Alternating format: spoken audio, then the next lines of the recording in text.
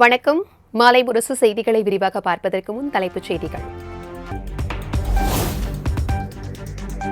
அமெரிக்காவில் இருந்தாலும் தாய் வீடான தமிழ்நாடு பற்றியேதான் என் மனம் சிந்திக்கும். திமுக தொண்டர்களுக்கு அக்கட்சித் தலைவரும் முதலமைச்சருமான மு.க.ஸ்டாலின் கடிதம்.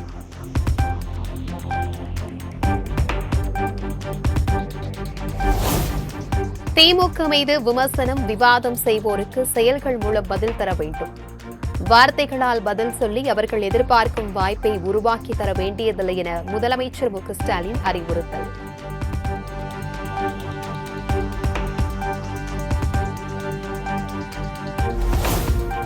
முதலமைச்சர் அயல் நாடு சென்றிருந்தாலும் தமிழ்நாட்டில் பணிகள் தொய்வின்றி நடப்பதை உறுதி செய்ய வேண்டும். நிர்வாகம் சிறப்பாக நடக்க அமைச்சர்களுக்கு முதலமைச்சர் மு.க.ஸ்டாலின் அறிவுறுத்தல்.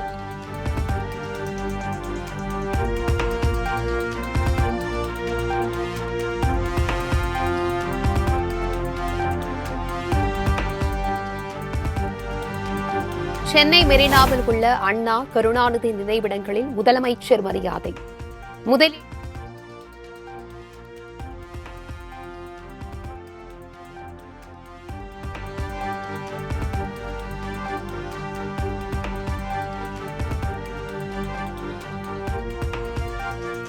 சென்னை மெரினாவில் உள்ள அண்ணா, கருணாநிதி நினைவிடங்களில் முதலமைச்சர் மு.க.ஸ்டாலின் மரியாதை. முதலீடுகளை ஈர்க்க இன்று மாலை அமெரிக்கா செல்ல உள்ள நிலையில் மரியாதை செலுத்தினார்.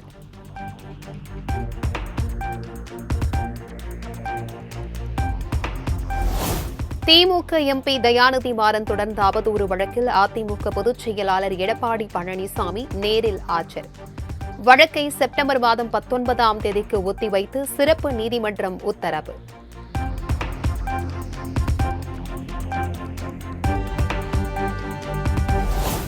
அரசியல் காழ்ப்புணர்ச்சி காரணமாக வழக்கு தொடரப்பட்டுள்ளதாக சிறப்பு நீதிமன்றத்தில் எடப்பாடி பழனிசாமி தரப்பு வாதம். விசாரணையை சந்திக்க தயாராக உள்ளதாக நீதிமன்றத்தில் மனு.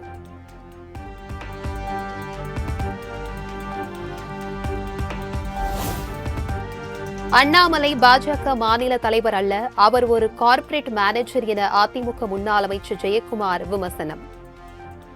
விண்மினி பூச்சி வீட்டில் பூச்சியைப் போலதான் அண்ணாமலை என்றும் கடும் சாடல்.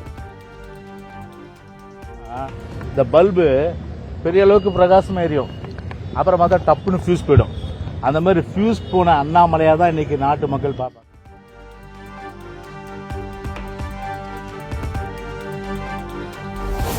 தமிழ்நாடு அரசியலில் அதிமுக அந்தரத்தில் தொங்கிக் கொண்டிருப்பதாக பாஜக மாநில துணைத் தலைவர் கரு நாகராஜன் விமர்சனம். அண்ணாமலையை கண்டு அதிமுக முன்னாள் அமைச்சர்களுக்கு அச்சம் எனவும் சாடல்.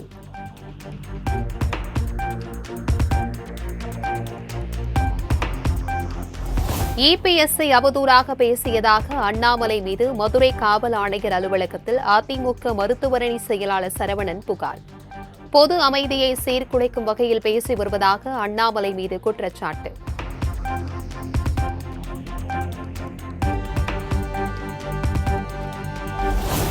தமிழ்நாட்டு பள்ளிகளில் செயல்படுத்தப்படும் திட்டத்திற்கான 573 கோடி ரூபாய் நிதியை நிறுத்தி வைத்தது மத்திய அரசு.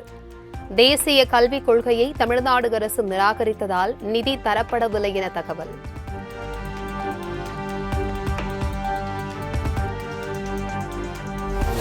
தமிழ்நாட்டிற்கு 573 கோடி ரூபாய் வழங்காத மத்திய அரசை கண்டித்து காங்கிரஸ் சார்பில் ஆர்ப்பாட்டம்.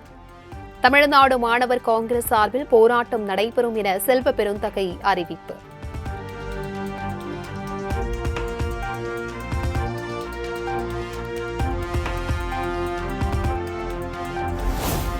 தமிழ்நாட்டில் குரங்கம்மை நோய் பரவல் இல்லை என அமைச்சர் மா சுப்பிரமணியன் திட்டவட்டம்.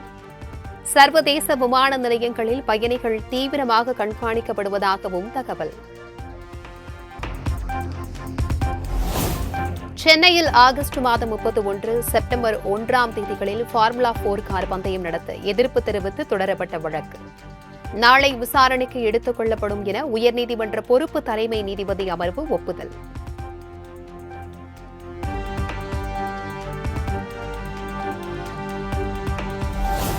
எல்லை தாண்டி மீன்பிடித்ததாக கூறி ராமேஸ்வரத்தை சேர்ந்த 8 மீனவர்கள் கைது. இலங்கை கடற்படையினர் மீண்டும் அட்டூழியம்.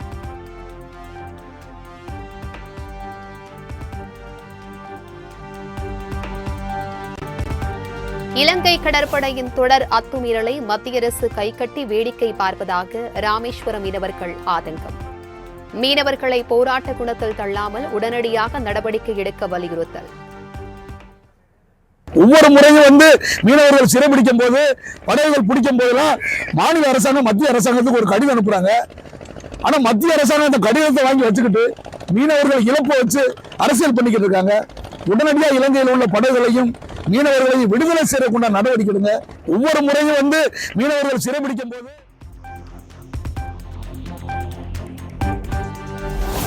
திமுக பாஜகவும் கார்ப்பரேட் அரசாங்கம் நடத்தி நாட்டை குட்டி சுவராக்குவதாக ஜெயக்குமார் விமர்சனம்.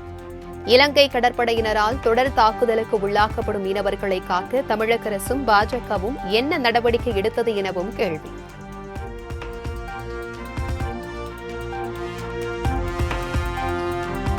சென்னை பல்லவன் சாலையில் ஓய்வு பெற்ற அரசு போக்குவரத்து ஊழியர்கள் பல்வேறு கோரிக்கைகளை வலியுறுத்தி போராட்டம். பழைய ஓய்வூதிய திட்டத்தை வழங்குமாறு முழக்கம்.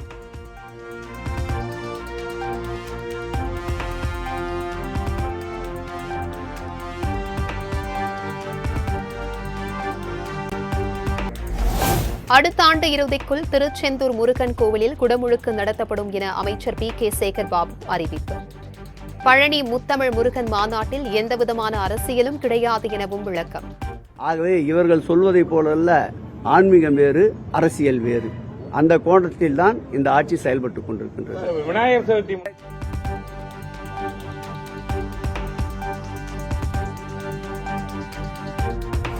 மதுரை மீனாட்சி அம்மன் கோவிலில் நடைபெற்ற சம்பவம் தொடர்பாக நமிதாவிடம் வருத்தம் தெரிவிக்கின்றோம். நமிதா மனம் புண்படும்படி சட்டத்திற்கு புறம்பாக எது நடந்திருந்தாலும் விசாரித்து நடவடிக்கை எடுக்கப்படும் என அமைச்சர் சேகர்பாபு உறுதி.